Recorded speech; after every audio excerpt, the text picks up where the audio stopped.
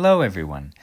In this video we will continue examining topic 7.1 discrete energy and radioactivity, and in particular we will continue unpacking the phenomenon of radioactive decay. So, in the last video we discussed how the weak nuclear interaction governs the phenomenon of radioactive decay, where radioactive decay is defined as the random and spontaneous emission of particles or high-energy photons from unstable nuclei as they decay from high-energy to low-energy states. So when these unstable nuclei are in a high-energy state, they will, with some probability, decay into a low-energy state, that is, emit particles or high-energy photons and become something else fundamentally.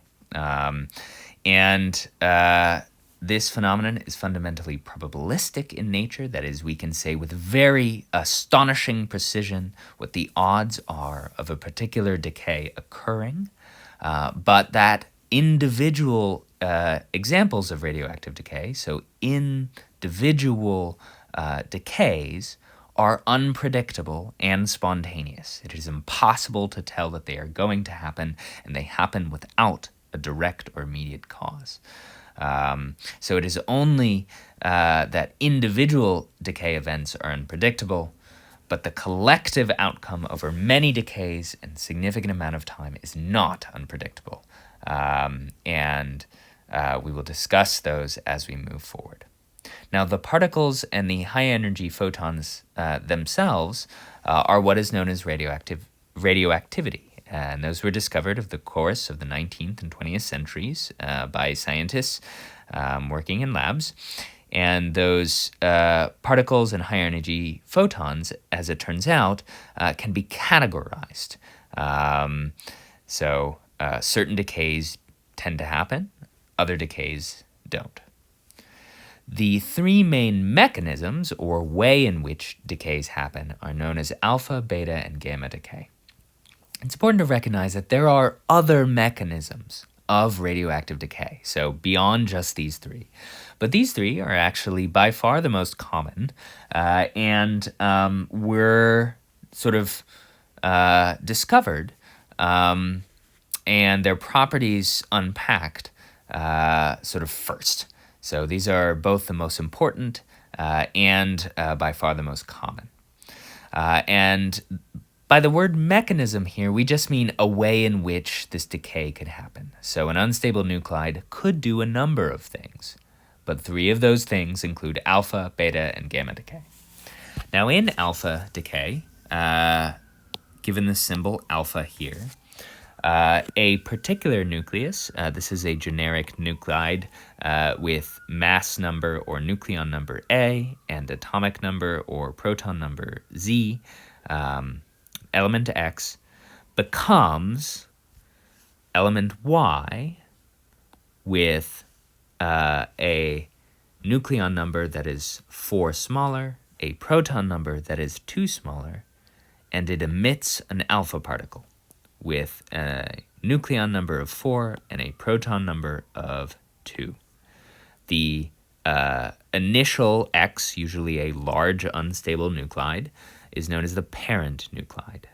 This is just a bit of antiquated terminology, my apologies.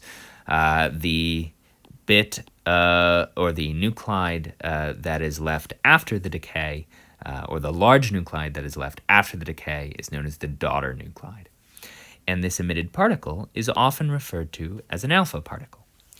But we can say more about what it is.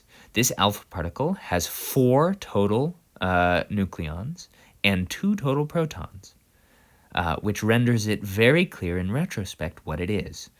As it turns out, alpha particles are all helium nuclei. When you write an alpha decay, you can either use the symbol alpha here, or you can simply use the symbol helium, He. Why don't we call this helium decay?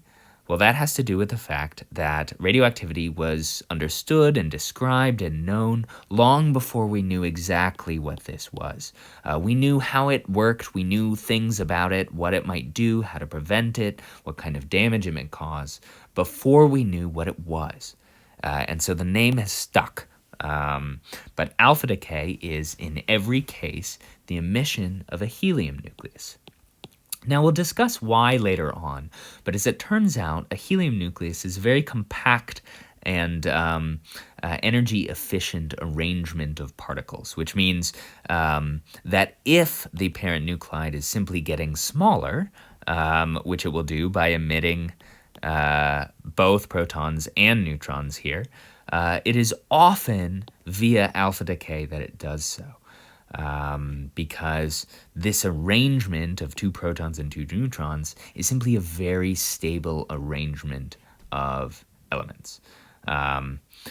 One side note, when we write the alpha decay, you can include the electrons, but almost always we don't. Because this is a nuclear reaction, that is a reaction that is happening with the nuclear particles of an atom, we tend not to write about the electrons uninvolved in the nuclear reaction.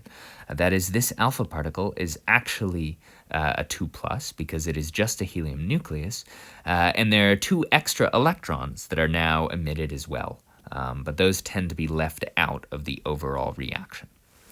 So, examples of alpha decay include the emission of an alpha particle by a uranium-238 nuclide. Uranium has proton number 92, and uranium-238, the isotope of uranium-238, has a nucleon number of 238, which means that if a helium nucleus is emitted, then what is left will have an atomic number of 90 and a nucleon number of 234. Now, given a periodic table, you should probably be able to tell what element this is, although, of course, I would never expect you to memorize it. But how do you tell what element this will be? Well, you take that atomic number, you subtract 2, and then go look for the atomic or proton number that corresponds to the daughter nuclide, in this case, thorium. It is important to recognize that in this kind of analysis, all right, the mass and fundamentally energy is conserved, which means that this 238 should equal 234 plus 4. This 92 should equal 90 plus 2, which means given any 2 elements of an alpha decay, you can determine the third. So you can foresee the questions coming a mile away. What will they do? Well, they'll give you some pieces of this information and then ask you for the rest. Usually, they're not going to give you a periodic table, so they'll tell you the name of the elements. But what they will do is, let's say, just tell you that this uranium undergoes a decay and ask you for the nature of this particle, at which point you need to say what it is, what its proton number and nucleon number are, or they'll ask you to sort of fill in the blanks from the other aspects of this nuclear equation. Okay? And you can see another example right below it with the decay of polonium to lead.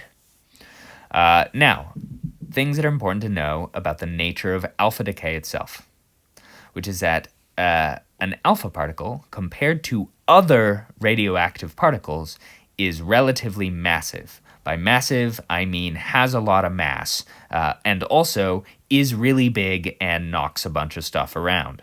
It's a bowling ball of a radioactive particle. Okay, this is about as big as a radioactive particle is going to get. It is, compared to other decays, sizable. And what does this mean? Well, this means a couple of things. Despite the fact that that particle is massive, it actually has low penetrating power. That is, it is stopped by paper or just a few centimeters of air. Why is that? Because it runs into everything. It's a full helium nuclide. It has a lot of energy when it's emitted, but it runs into everything. And as a result, it's actually quite straightforward to stop. Okay? Now, as it runs into everything, it is highly ionizing. So it knocks into a whole bunch of electrons in the atoms that it runs into, and therefore ionizes many atoms in its path, up to 10,000 per millimeter. So when an alpha particle is emitted, it will ionize the air or the material around it pretty significantly. And it is positively charged. So because it's a helium nucleus, it is a +2 times the elementary charge, and therefore responds to both electric and magnetic fields, as we will discuss a little bit later.